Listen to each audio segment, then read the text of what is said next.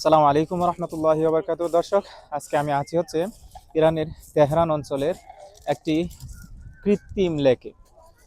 দর্শক, আসলে ইরানের চতুর্পাশে পাহাড়ে ভরপুর, আর পাহাড়ের মাঝখানে রয়েছে কি সুন্দর একটি লেক। আর সেই সুন্দর লেকটি আপনাদেরকে দেখানোর জন্য আমি আজকে চেষ্টা করব। চলুন দর্শক, তো লেকটি দেখে আসি। ইরান এমনই একটি দেশ যার অধিকাংশ জায়গায় রয়েছে বিশাল বিশাল পাহাড় এবং বিশাল মরুভূমি, সাথে জমিনগুলো খুবই শুষ্ক। বছরে কয়েক মাস বৃষ্টি হলেও অধিকাংশ সময় থাকে শুকনা। আর সেই জায়গায় এই দেশের মধ্যে একটি এত সুন্দর লেক থাকা মানে বিলাসিতা ছাড়া আর কিছুই নয়। দর্শক, অনেক দিন ঘরে থাকার পর যখন আমরা বাইরে আসি, তখন এত সুন্দর পরিবেশ দেখলে মন তো ভালো হবেই। দর্শক, যখন আমরা এই লেকের মধ্যে অবস্থান করি, আসলেই যেন অন্য জগতে চলে গিয়েছিলাম। কারণ ইরানে যখন কেউ বসবাস করে, তখন তার কাছে পানি, সমুদ্র এগুলো যেন কল্পনার জগতে চলে যায়। কারণ ইরানে আপনি যেখানেই যাবেন সেখানেই ধরা যায় পানি নেই, ধরা যায় শুকনা পাহাড়, পর্বত ইত্যাদি। আর খুব কম জায়গায় রয়েছে এমন সুন্দর পরিবেশ আর এত সুন্দরভাবে পানির ব্যবস্থা। দর্শক, আমরা এখন যখন এখানে আছি, তো সবটা লেক ঘুরে ঘুরে দেখার চেষ্টা করেছি। এই লেকটা কত সুন্দরভাবে সাজানো গোছানো।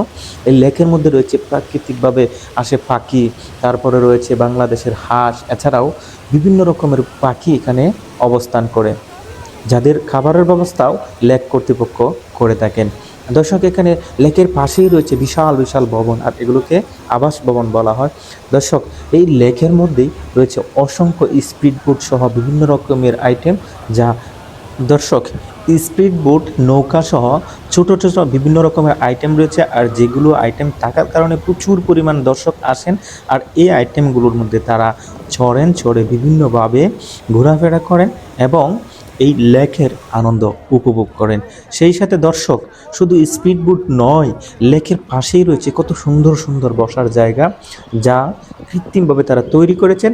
আর বিশেষ করে দর্শক, আমরা এখন যে সামনে যাত্রী একটু পরে দেখতে পাবেন খুব সুন্দর একটি বসার জায়গা।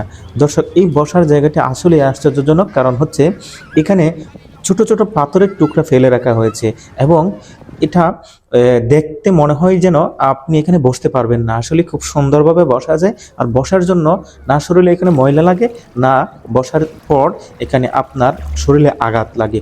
যদিও পাথরের তৈরি, কিন্তু খুব সুন্দরভাবে মজবুতভাবে এই পাথরগুলোকে রাখা হয়েছে। জানি না কিভাবে রাখা হয়েছে, আসলে এখানে বসার পর আমি আশ্চর্য হয়ে গেছিলাম। ইরানে অবস্থানরত প্রত্যেকটা প্রবাসীকে আমি দাওয়াত দিব, প্রত্যেকটা প্রবাসীকে বলবো, যখন আপনি ইরানে আছেন তখন এই চিৎকার লেকে অবশ্যই আসবেন। আর এই চিৎকার লেকে আসলে আপনার মন অবশ্যই ফ্রেশ হবে, আর ফ্রেশ হওয়ার মতো একটি জায়গা, খুব সুন্দর। আর আসলে একটু সময় নিয়ে আসবেন, বিশেষ করে লেকটা বিশাল বড়। যদি আপনি হেঁটে হেঁটে ভালোভাবে সবটা ঘুরে দেখতে পারেন তাহলে ভালো। আর এখানে ছোট ছোট গাড়িরও ব্যবস্থা করা হয়েছে বা আছে।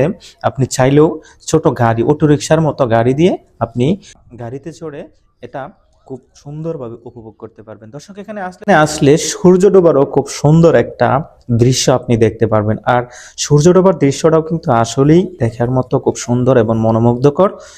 এছাড়াও এখানে আসলে মনে হয় যেন আমি বাংলাদেশে চলে গেছি। কারণ এই যে হাঁস, ইরানের সারা দেশ ঘুরলাম, দেখলাম না কোথাও একটি ছোট দেশি মুরগি বা দেশি হাঁস বা বাংলাদেশের কোনো কিছু, কিন্তু যখন এখানে আসলাম দেখলাম যে আমরা বাংলাদেশের হাঁস। তো আশ্চর্য হয়ে গেলাম যে এখানে আমাদের দেশের মতো হাঁস পালন করা হয়। টোটালি এখানে আসার পর আমরা যে নদীমাতৃক দেশ বাংলাদেশ, যেখানে আমরা সব সময় পানি, হাঁস বা মাছ ইত্যাদির সাথে পরিচিত, তো এখানে আসার পরে ছোট ছোট পানিতে আমি মাছ দেখতে পাই, সেই সাথে চলে গিয়েছিলাম যেন মনে হয় বাংলাদেশে। তো টোটালি অনেক ভালো লেগেছিল সফরটা। আর ইরানে যারা এখানে আছেন, অবশ্যই অবশ্যই আমি সবাইকে বলবো যেন এই লেকে একবার হলেও আসেন, ঘুরে যান। দর্শক, এই যে দেখতে পাচ্ছেন একটা মাছের মতো, মূলত একটা প্লাস্টিকের বোতলের তৈরি।